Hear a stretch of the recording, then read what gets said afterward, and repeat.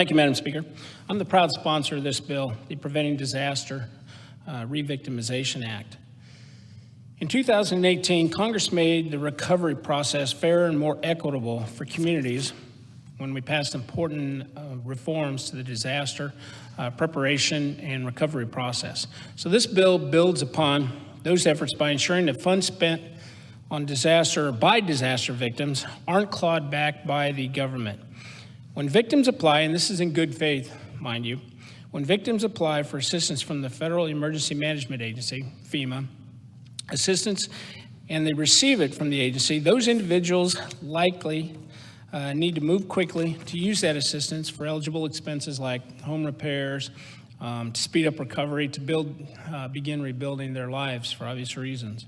So these victims should never be expected or should never expect that FEMA is going to come back weeks, months, sometimes even years later and say, whoops, we made a mistake. Now you, the victim, are going to have to give back those funds that you've already put to good use.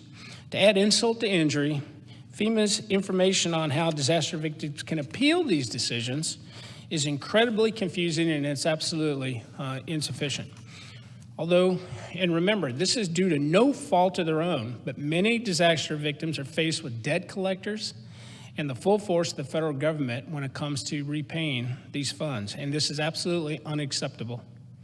People acting in good faith to rebuild should not be re-victimized after they have properly relied upon FEMA's determination that they were qualified for the assistance that they did receive. So this bill, H.R. 539, is going to clarify that if FEMA makes an error and there's no evidence of fraud, that the victim will not be re-victimized and their debt is automatically viewed as a hardship and it's waived.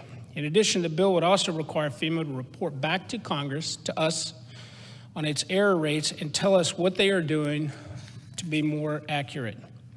So last Congress, this bill passed on the House floor. It had bipartisan support.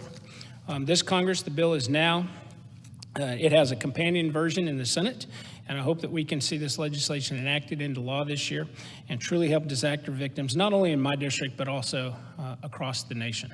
So with that, I would urge support of the legislation, and right now reserve the balance of my time.